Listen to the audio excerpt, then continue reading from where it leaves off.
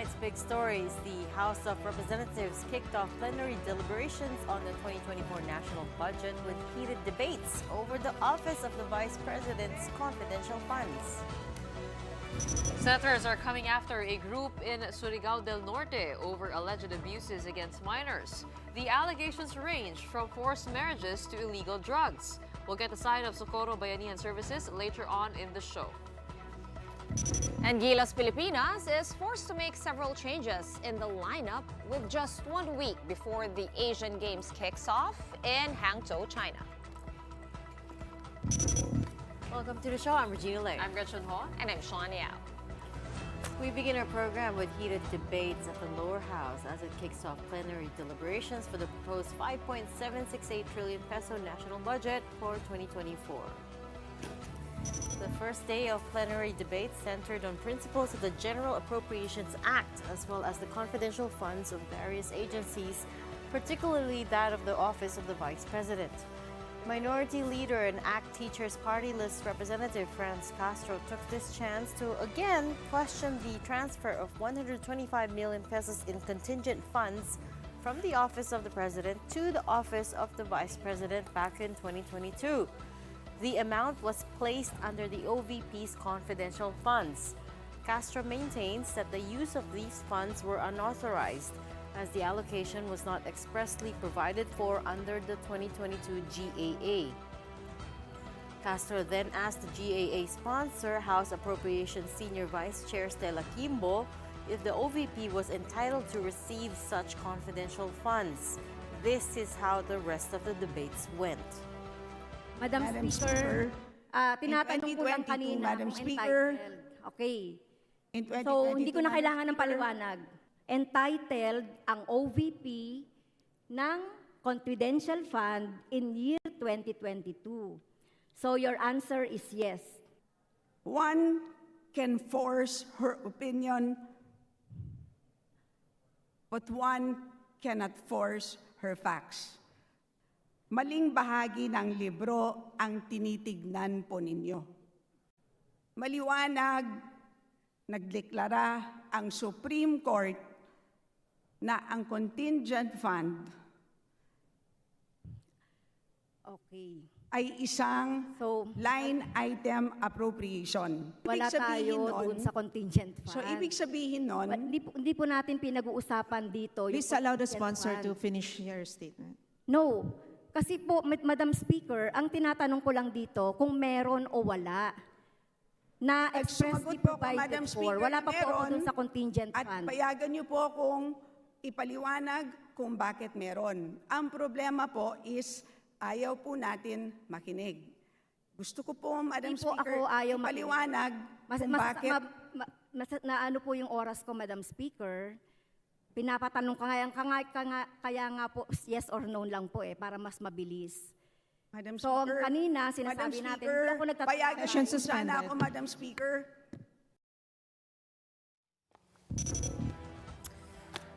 Magkaiba naman yung contingent tsaka Sa yung confidential confidential funds. Yung fund. confidential funds, that is used for surveillance and intelligence gathering activities. So yung contingent naman ay Any parang sort of emergency or unforeseen thing that urgent crops up. activities, Right. typically for projects of LGUs. And this is, as far as we know, according to Representative Quimbo, the agencies can ask for this as they go along. Hindi kailangan, determined at the start of the Pero year. I think yun din yung isang pinagdedebatehan nila di ba?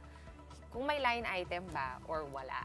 And so far, ilang linggo na, wala pa rin tayong sagot doon. Well, according to Representative Quimbo, She's staying by what she has Hindi said daw from the kasama, wala daw line item, hindi daw kasama doon kasi expenditure daw yung confidential funds. Sinasabi ni Congresswoman Quimbo. the bottom line is, for Quimbo, the use of the funds were authorized.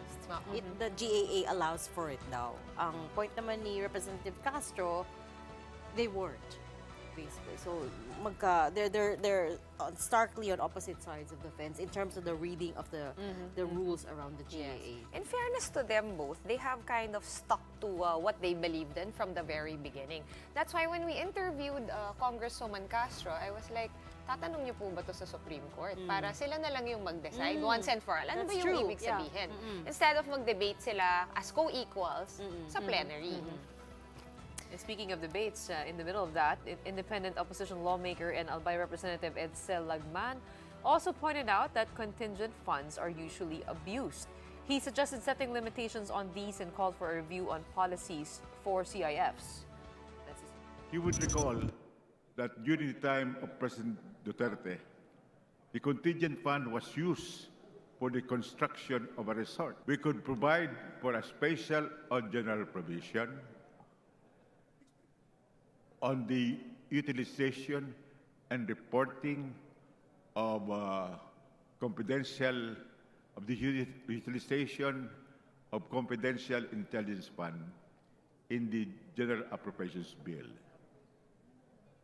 to make the utilization and reporting more transparent. Okay, malinaw ang sinabi ni Manong Edsel. Now, what did Representative Quimbo think of his suggestion? Let's bring in our Congress reporter, Marian Enriquez, for the answer. Marian, what do you have? Yes, Shawn, Representative Quimbo says she agrees with Lagman's suggestions and said that these should be tackled during the period of amendments. Quimbo says she agrees that the confidential and intelligence funds should undergo better audits and there should be increased transparency for these funds. But she admits it's still not clear how this could be done, though she floated the idea of creating an oversight committee for CIF. For now, debates on the 2024 national budget continue here at the plenary. Lawmakers are currently scrutinizing the proposed budget of the National Economic and Development Authority, or NEDA. Other agencies lined up for scrutiny tonight are the Department of Tourism, Anti-Red Tape Authority, and the Film Development Council of the Philippines. House lawmakers are expected to pass the 2024 GAA on third and final reading by September 27, ahead of the congressional break in October. Shawn.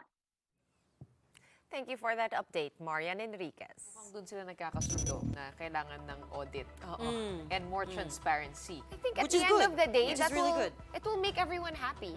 Audit it, liquidate it properly. Yun lang naman hinihingi natin eh. And then we can all Speaking parse of through it. transparency, can we get that with our fuel prices?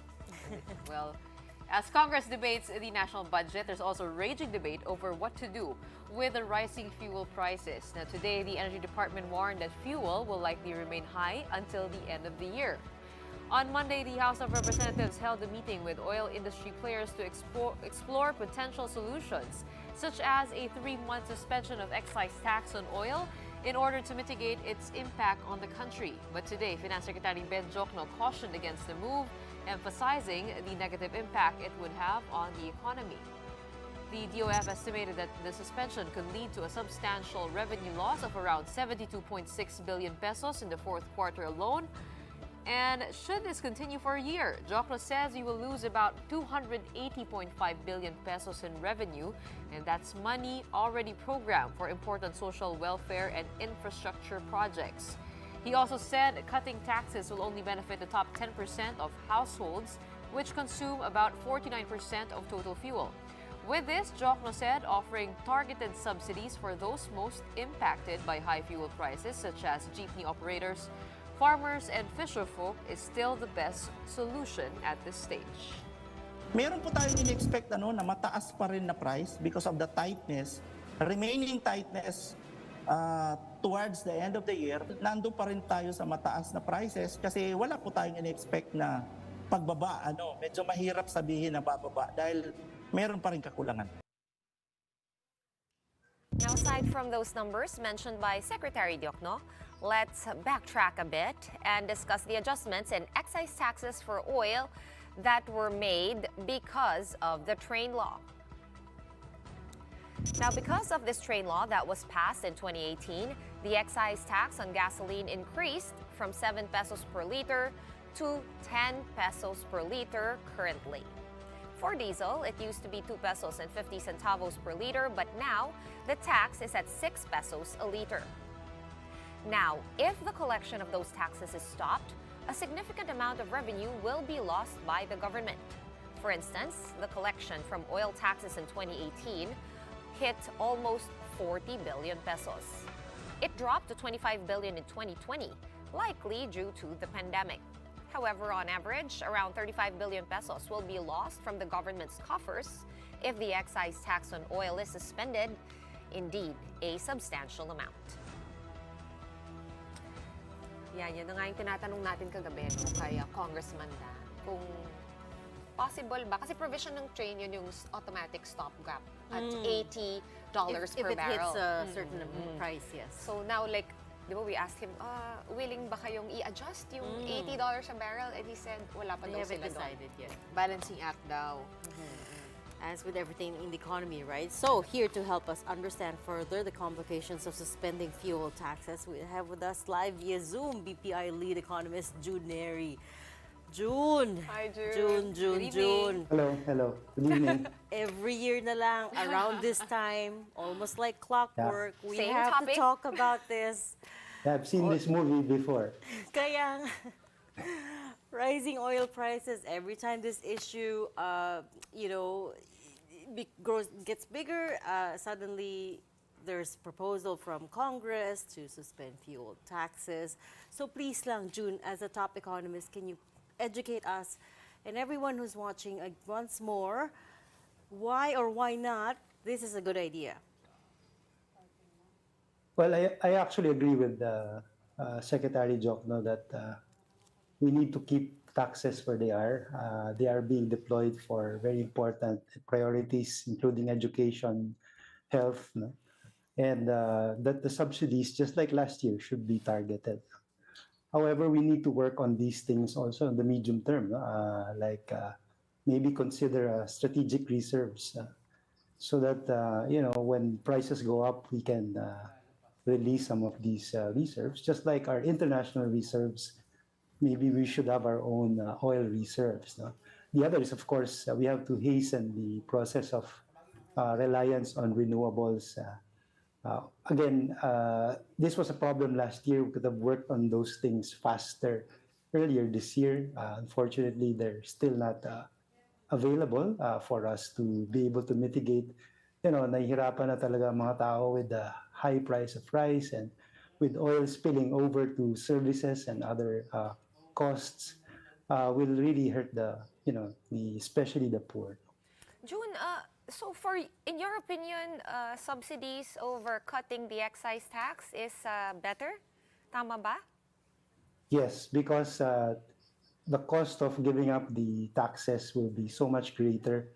And it's really the middle class and the rich people who buy petroleum products, a lot of petroleum products.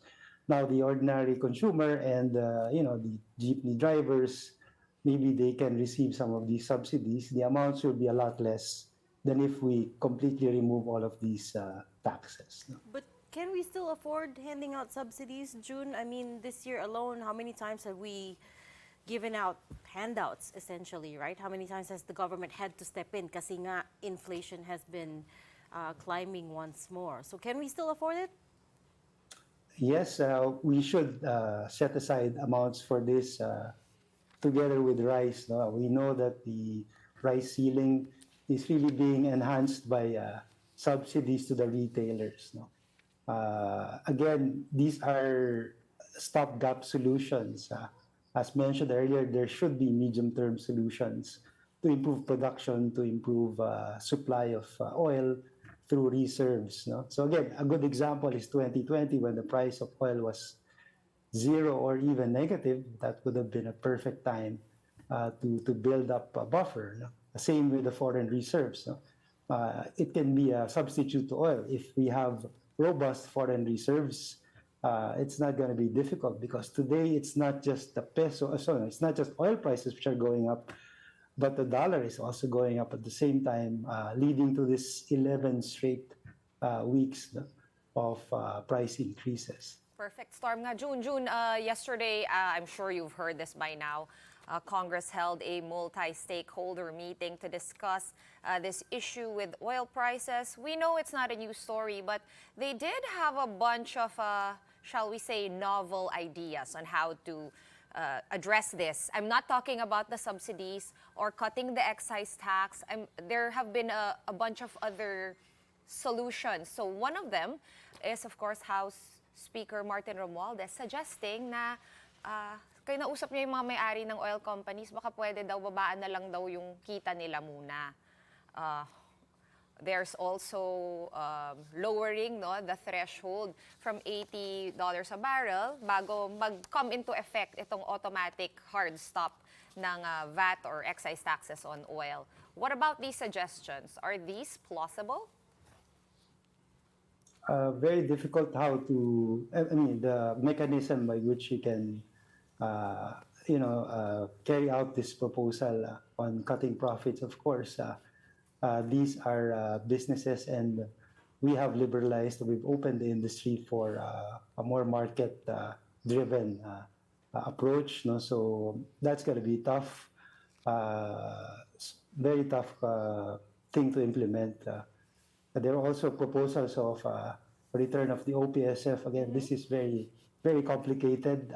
We knew this from our experience in the 80s, early 90s, no? How to compute the differentials between the oil owners, the oil suppliers and the government, no? And the funds end up being used by government for other things. No? It gets malversation takes place. It gets to places they're not supposed to be going to in the end. No? So I guess we have no choice but really to focus on those subsidies for now. Yung unbundling of the prices, what does that do exactly? Or what will it do? Kasi palagi nilang binabanggit din yun eh. That's, again, a very complex proposal. We have a system that's currently working now. Everyone in the world is, suffering from high oil prices. We just have to, I guess, tighten our belts. Again, the complexity is going to be an opportunity for, for more confidential funds. Kasi June, sinasabi nila parang mamaya daw nabili nila ng mura yung fuel and they're now selling it high because the prices are high. So parang they're calling out for more transparency on that end just to make sure like ilan ba talaga yung buffer stock ninyo? How much did you get it? How much are you earning? Are you taking advantage of the scenarios now globally? All those questions. Mm. Again, the complexity is, especially if it's brought to Congress, and all the hearings, it could lead to a supply issue later on if it becomes overly complex. No? So we want to keep it simple so that yes, because this players. corrects. This could lead to a threat on supply if we try to implement very meticulously those provisions about unbundling and bundling. Yeah. They even floated amending the oil deregulation law. Now, that's a big impact, like seemingly small thing, right? But it could have a big impact for investors as well. I know, Regina, that's one of her concerns. Anong sasabihin ng investors sa atin kung ililiberalize natin tas babawiin natin ulit? Because technically we are still a free market economy, right? At Dapat. least in theory. Yeah, so again, I mentioned that a little bit earlier, and again, the funds in the OPSF went elsewhere, because if you have a buffer coming from the drop in oil prices, suddenly it's being proposed to be used for other things, and then again, the complication of reimbursing the oil companies when the prices finally change becomes also very complex. So it's not worth considering. It's actually going to be anti-poor because in the end, it's the taxpayer who bears all of these inefficiencies. And then by your forecast, June, inflation going to stay elevated through to the end of the year, you think? Yeah, so the last time we met, I said if we're lucky. Oh yes, I remember. Ayun na, sisingilin na kita. What was the figure you said? Was it 4.2? Yes, we should get to 3 to 4% at the end of the year, yeah. But so far, we've not been very lucky. The weather has worked against us. India has reduced the supply of rice. The same with Vietnam, they're limiting their exports. And the bad weather has made it, overall production has been affected. And then combine that with Russia and Saudi Arabia deciding to produce less oil, it's looking like a rerun of late 2022 again. And the BSP might have later on, have to tighten monetary policy again, although not by as much as last year. Okay, So June, now one what's last the question. forecast? So now what's Go the ahead, forecast? go ahead. Do you have Sorry? so now what's your new forecast? Well, we can still hit the target by the end of the year, 4%. But we saw that, the last print actually strayed away from the target at 5.3, coming from 4.7, largely because of rice and oil. Now, rice has been stabilized, but the oil component could spill over to services. So that's the big risk. And since services, including rentals, have been pretty sticky, those might be affected by so-called second round effects. So the price of oil goes up. We all know that it has a chain reaction to the rest of the economy that again will make it difficult for retailers, for service providers to adjust prices lower or keep them from going up. June, one last So question. yes, go ahead, Reg.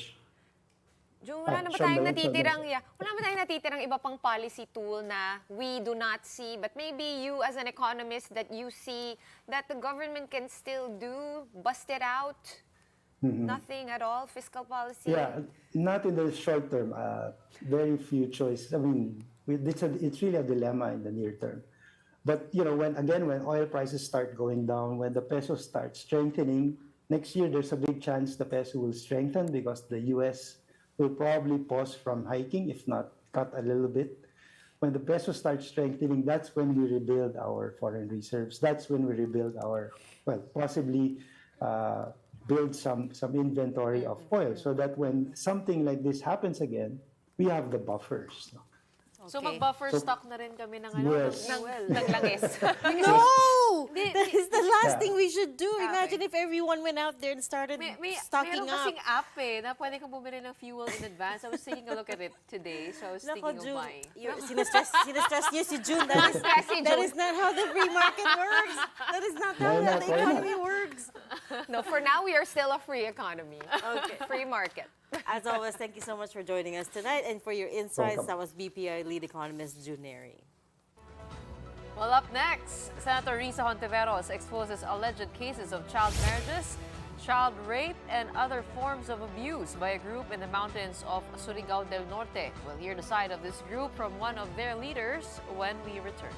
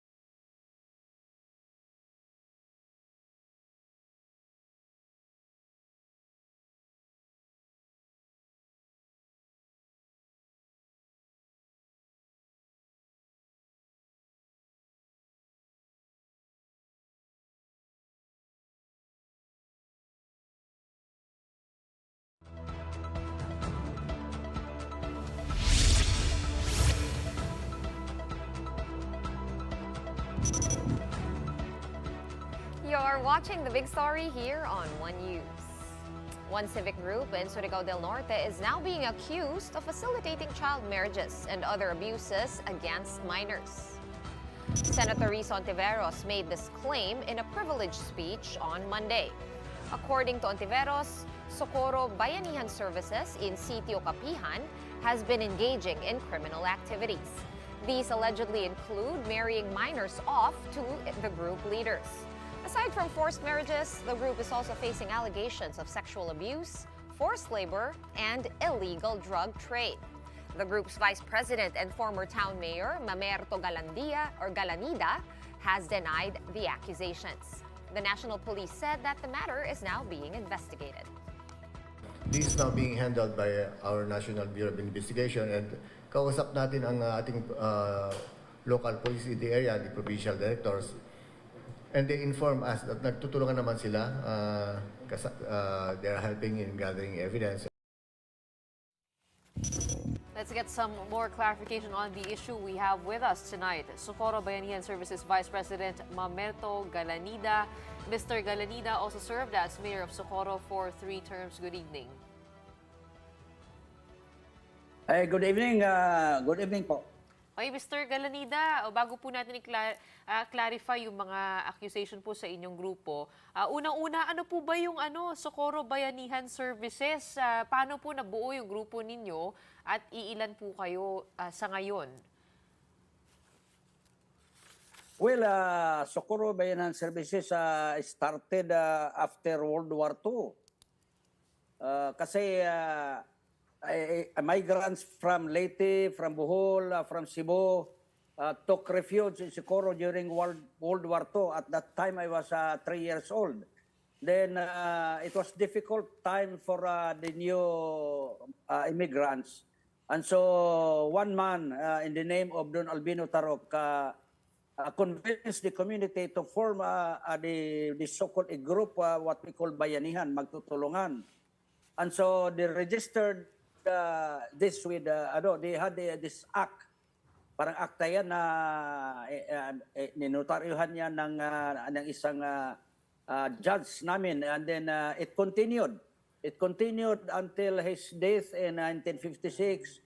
And then he was succeeded by his wife, Rosalina El Tarok. And in 1980, we registered the association with the Securities Exchange Commission, where I was the secretary until 2021 when there was a change of leadership. Now I am now the vice president, and I am residing presently at Sitio Kapihan, Barangay Insiring, Socorro, Surigao del Norte.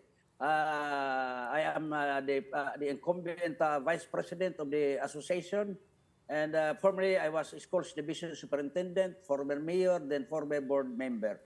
Ang masabi ko po, ang association namin mayroong 3 objectives. First is construction of houses or human settlement. Second one is agricultural production. And the third is burial services. Yun nga ang sinusulong namin sa association namin for the last many years. Ilan po kayo sa ngayon sa grupo? Well, sa grupo namin ngayon, we have around 2,350 registered voters. Lahat-lahat kami almost 4,000. Almost 4,000. Out of the 4,000, Mr. Galanida, ilan yung minors? Well, ang minors, siguro yan, almost more than 1,000 po. More than 1,000.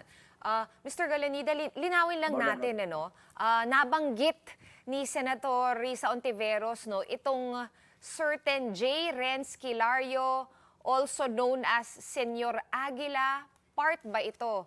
Part ba siya ng Socorro Bayanihan Services? Linawin na natin. Siya po ang aming presidente, a 22-year-old composer. Siya ang presidente starting July 2021.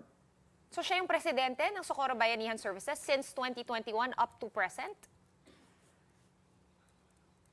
As president. As president. Kasi since nabuo yung association from 1956, yung asawa ni late Don Albino Tarok ang nagpresidente. Then before she died, she called us a meeting and endorsed Senyor Aguila to be our next president. So when we had our General Assembly last July 2021, wala kaming magawa. We simply confirm the wishes of our former president. And that's why he is now our incumbent president. So yung botohan ninyo, hindi siya actual parang normal voting na pwede ka mag-nominate ng kung sino yung gusto nyo maging presidente. Kasi kayo po yung vice president, di ba? Hindi po ba? No, it's only last time I was the Secretary General. It was only last September, July, where I was elected as Vice President. Formal yan, may nomination kami. Oo. Si J. Renz Kilario ay sinasabi po na parang ginugroom po bilang mesaya po ang tingin sa kanya. Tama po ba 'yon? Siya po ang tinitingnan yung mesaya. That's an imagination po. Walang katotohanan yan. In fact, Jerry Escalario is just our leader. Formerly, he was a sacristan. And when he grew up, we found out that he is a good leader among the youth. He was the president of our youth. And that's why siguro yung presidente namin chose him to be her successor. Di yan, that's mali. Mali po. Kasi I am now 81 years old. I am now in the sunset of my life. As former superintendent, former mayor, former member, ayaw kong maniwala yung mga halimbawa, mga fake na mesaya. Gusto lang namin kayo tanong, no, Sir Galanida, kasi inaakusahan po si Senyor Aguila, also known as J. Renz Kilario, for sexual abuse, specifically sa underage girls na pinipilit daw na makisiping sa kanya. May katotohanan po ba ito? Definitely wala po. Fabricated yan ng isang tao ang utak ng itong mga kalokohan. Si Edelito Sangco, ang municipal agriculturist namin. Yung mga parents ng mga bata na sinasabi nandito sa amin, how can they allow their children to be molested, to be raped, for example? They are here. They're really, even you can interview them anytime. Yung mga parents ng mga bata yan.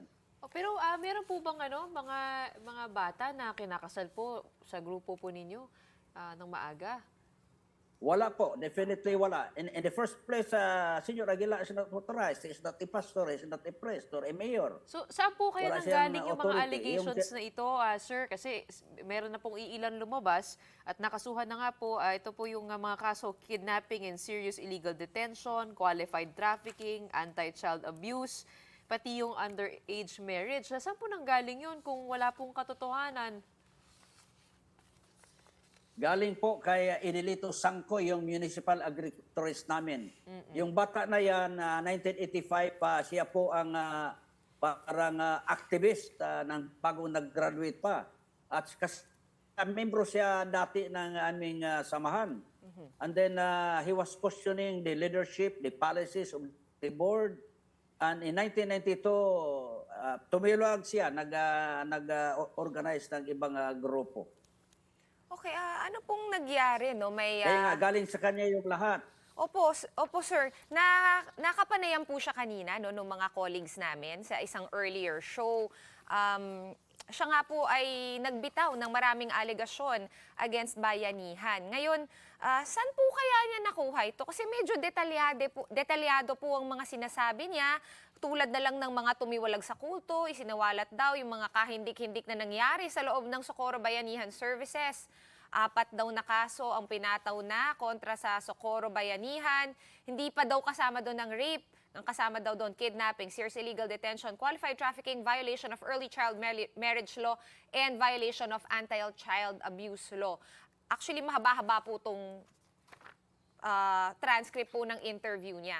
So, saan po kaya niya nakuha ito? At kung sinasabi niyo nga na hindi totoo itong mga sinabi ni Sangco, ay bakit po kaya niya ito sinabi? Kaya nga, because actually may hatred siya sa amin. Kasi yung nang nagpunta kami dito sa bundok ng Kapihan, sumama yung dalawang kapatid niya. Kaya gusto niya pababain, pero ayaw naman kasi gusto nila dito. So it started like that. And then magaling naman siya sumulat. And then magaling din mag-fabricate. Yun nga ang kuha niya. Parang you know, yung bata na sabi nila sa kanilang custody, mga 7 yan, yung dalawa, bumalik na sa amin.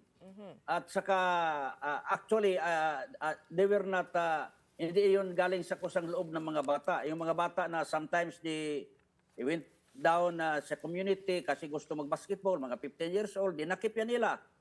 Using the police, using, kasi cohorts niya ang mayor. Kasi ano sila, kapartido. Kami po sa kabila. Yun nga ang gusto nilang maprehisyo kami. Sabi niya, gusto daw siyang maging hero, maging Rizal. So nagawa siya, nagpabricate ng mga stories. Yung mga bata, inimbita, binigyan ng cellphone, ano-ano pa. Then started trying to make some imagine stories. And then they invited the NBI and seemingly asked the children, pero tapos na yan, parang kinukots na nila. So anong sinasabi ng mga bata, parehong pattern. Yung sabi na hijacking, yung child labor at ano pa. Kasi yung totoo yan, yung mga parents, unang-una, should be the one to cry foul in our area because lahat mga parents nandito sa amin. Hindi kaya na-brainwash din sila? Ayun, na-brainwash kasi yung dalawa na unang-una, nag-file kami ng writ of habeas corpus, binalik yung isa. At din ang isa, lumayas galing sa kanila, from their custody. Yun nga, sila nagsabi, nag-recant sila ng kanilang affidavits. At sabi yun na pinapirma lang sila, hindi nila alam. Kasi English yung pinipirmahan nila. Ganyan, parang ang mga bata ay parang sinit up ba? Sir, may nagbabanggit din po na mayroon daw pong heavily armed private army na tinatawag na Agila, ang inyong grupo. Ano po masasabi niyo doon? Wala po. Actually, wala kaming armas. Katotohanan po, sabi when Provincial Director Laude was interviewed by Radio Japan, sabi niya walang armas dito sa Kapihan. Okay. Our governor also, Lyndon Barbers, also was interviewed by Radio Japan. Sabi niya walang armas. So, guni-guni lang yun. Parang binabato namin maraming armas. Wala. Okay. Mr. Galinada. Yeah. Sige po. Yes. Tapusin niyo. Kasi kung kumpiyansa kayo, sir, kasi mukhang ang Senado magbubukas na ng investigasyon, no? Ukol dito sa mga akusasyon. Handa po ba kayo harapin ang mga alegasyon against Socorro Bayanihan Services? Marami-rami po to. Bukod sa private army. Handa po kami. Handa kayo? Handa po kami. Handa kami. Maski anong forum, kaya if possible, they come and find out para ma-interview nila yung mga parents, ma-interview yung mga tao dito kung anong nangyari. Those are fabricated stories because actually, yung si Delito Sangco, maski anino, hindi nakapunta rito sa sityo namin. Maski rin yung mayor, yung vice mayor. Mr. Galinida, sorry, pasensya na. I have to just point out one thing, which is we're not basing it on just yung testimony ni Delito Sangco, right? We're also basing it on what Senator Risa Ontiveros said. And si Senator Risa Ontiveros, kilala namin to, she does her homework. And according to her, she has a lot of testimonies na proving yung allegations of anti-child abuse, early child marriage, trafficking, illegal detention, yun nga, and child labor, and so on and so forth. So she has testimonies, plural, more than one. Right? So hindi to based lang sa sinabi ni Delito Sangco. Yun yung gusto kong iklaro mo. Kasi po, yung coach nila yung mga testimony nila. Kaya sabi ko, ang iba kinuha ng pulis, doon na dinala sa munisipyo. In fact, around 4 months already nga yung mga bata nandoon na at saka yung iba pa, yung mga dating membro dito. Mr. Galanida, sabi niyo po kayo po ay may 2,350 registered voters, 4,000 members. Ano po ba yung requirement para maging membro po ng grupo ninyo? At ano po ba yung ginagawa ninyo? Nagmi-meeting ba kayo every week? Ito po ba ay religious group? O talagang kumbaga may services lang na para sa mga miyembro? Ano po ba yung mga tradisyon ng ating grupo? Well, ang grupo namin ay isang people's organization. And then, ang original na 150 signatories yung sa akta na pinanotaryo nila ng huwis. Sabi doon sa, the members of the association shall come from the siblings of this original. Kaya parang close yung yung membership. Yun nga ang kuan namin. Then as I said, we centered only on agricultural development, on housing, and then on burial services, and we expand further. That's why we have our cultural group. Okay. Mr. Galanida, isang tanong na lang po, no? We call it Omega de Salonera. Kaya po, nanalo kami sa... Sir? Sige po, sige po. Okay. Ito kailangan ko lang matanong sa inyo kasi hindi lang po si Sige, Senadora sige po. Ontiveros ang nagsalita tungkol dito, no? Sabi nga niya may mga nakuha daw siyang testimonya. Ngayon, sinabi rin po ni Senator Bato na meron daw pong drug allegation. Sabi niya, yung opisina daw niya nakatanggap daw ng sulat mula daw sa mayor ng Socorro. Nagre-request daw ng investigasyon dahil sa organization ninyo, may alleged operations daw ng Shabu Labs at presence of heavily armed private army. Yun na nga yung nabanggit natin kanina. Ano po, ano po? So, Shabu Laboratory Shabu Lab po. Oo. Meron po ba kayong kinalaman sa illegal drug trade? That is only an imagination po. Sabi nila yung kasama ko si Karen Sanico, yung daw may Shabu Laboratory, pero it's only guni-guni lang, imagination lang. They can come anytime and we are ready if they can find any laboratory. So bukas po ang inyong pinto dyan sa Socorro? We will come. Bukas ang pinto nyo dyan, kahit tumating Yes dyan po. DILG, ang Senado? Yes po, yes po. Gusto namin pupunta sila dito para makita ang katotohanan. Okay. Alright. Malaman ang katotohanan. Okay, maraming salamat po. Thank you for joining us tonight. Socorro Bayanihan Services Vice President Mamerto Galanida. And up next, authorities are ramping up maritime patrols after reports of damaged coral reefs in the West Philippine Sea. The details when we return.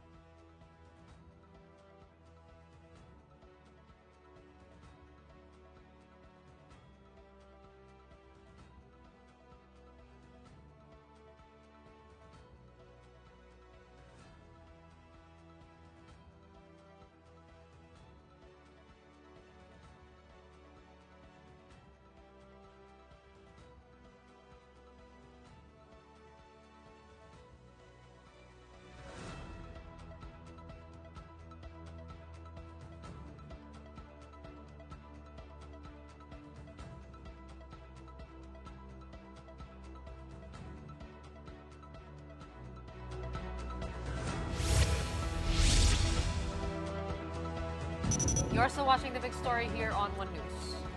The Philippine Coast Guard has started ramping up surveillance in areas in the West Philippine Sea that have sustained extensive marine life damage. The PCG said it has deployed 2 vessels for maritime patrols over in Iroquois Reef and Sabina Shoal. The Coast Guard has also submitted a report on the coral damage to the Department of Foreign Affairs. The agency is hoping it would serve as basis for either legal or diplomatic actions against China. According to the arbitral award, that is a violation of an international treaty, the destruction of maritime life. Particularly if the coral destruction is a cause of or used for reclamation of artificial islands, etc. Now, we have to validate it, and then we'll coordinate with the Department of Foreign Affairs so that we can file the appropriate action. Let's jump over now to developments in the Air Force. We hear the AFP's got itself a new aircraft. News 5's Brian Castillo tells us more. Brian, go ahead. That's right, Reg. Defense Chief Gibo Teodoro himself led the inspection for the newest surveillance asset of the Philippine Air Force. The U.S. donated Cessna 208B Grand Caravan has a range of almost 1,000 nautical miles, which makes it useful for all kinds of missions, including maritime patrols in the West Philippine Sea. The Armed Forces of the Philippines admits that times are changing and that it would take more than just military resolve to defend our position.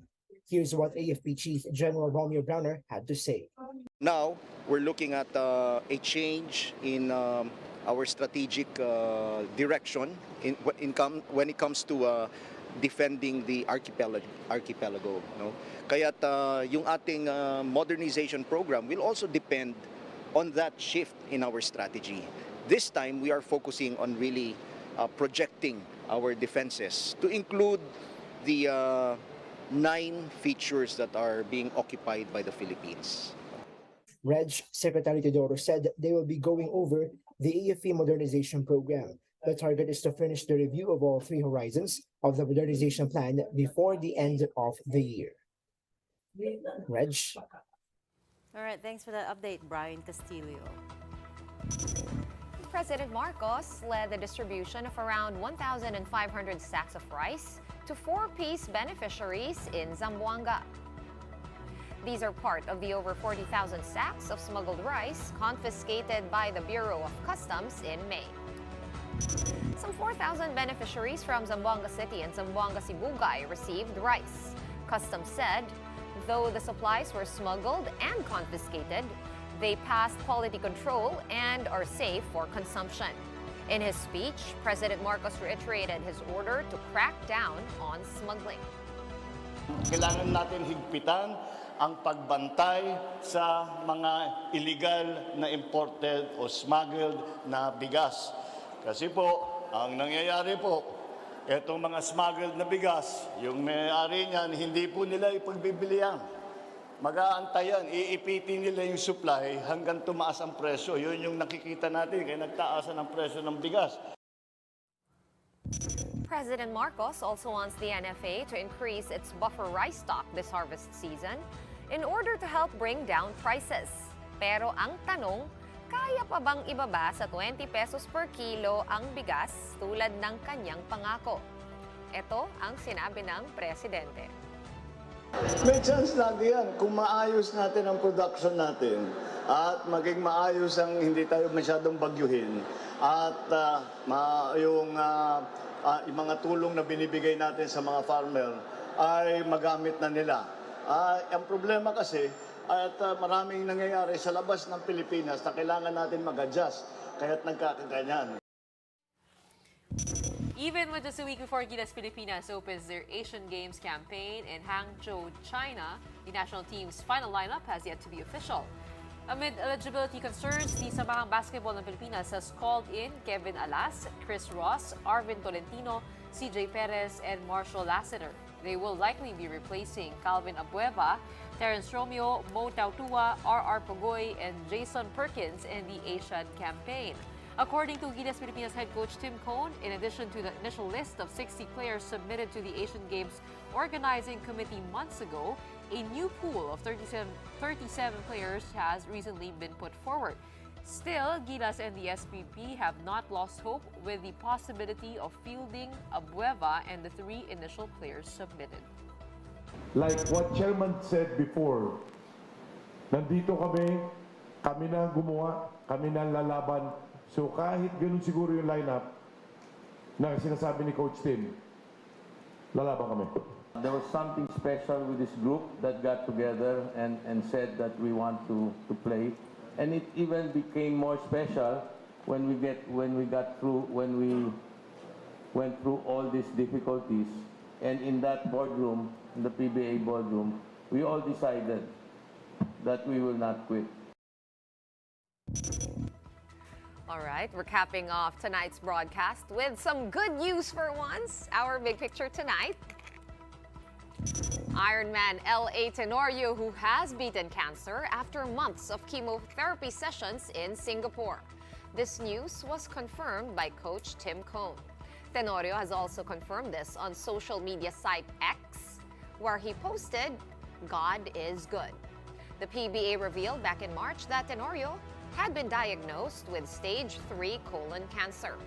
The now cancer-free Tenorio is still in Singapore, but he is expected to give an official statement once he returns to the Philippines. Wait, Gretch, di ba part siya ng coaching team for the Asian Games? One of Coach Tim's assistants. Yeah, good news indeed. Actually, yung problema dun sa Gilas parang nagkaroon ng clerical error lang dun sa Submission of names. Oo, actually common yun sa kahit sa volleyball na miss out before yung volleyball team naman. So kailangan, pero it's good that he is there. You'll definitely give the team a boost. I mean, after the FIBA World Cup, right? We ended that on a good note with a win, but still, we do need to get more wins, and we had one tonight. So now it's in the hands of the Hangzhou Organizing Committee. Maybe we shouldn't have beat them in the World Cup, no? Baka it's payback time.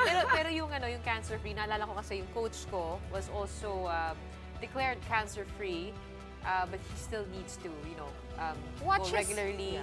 For checkup every day. Meron pa rin yung monitor everything chemotherapy, closely. Kailangan mag-ingat pa rin. So, But still good good news. news. Still a good development. All right, so good. One And day, one tonight's show, game at a time. diba? So good to end the show on some good news. That's it for the big story tonight. We are One News, all sides, all the time. Thanks for tuning in. Have a good night.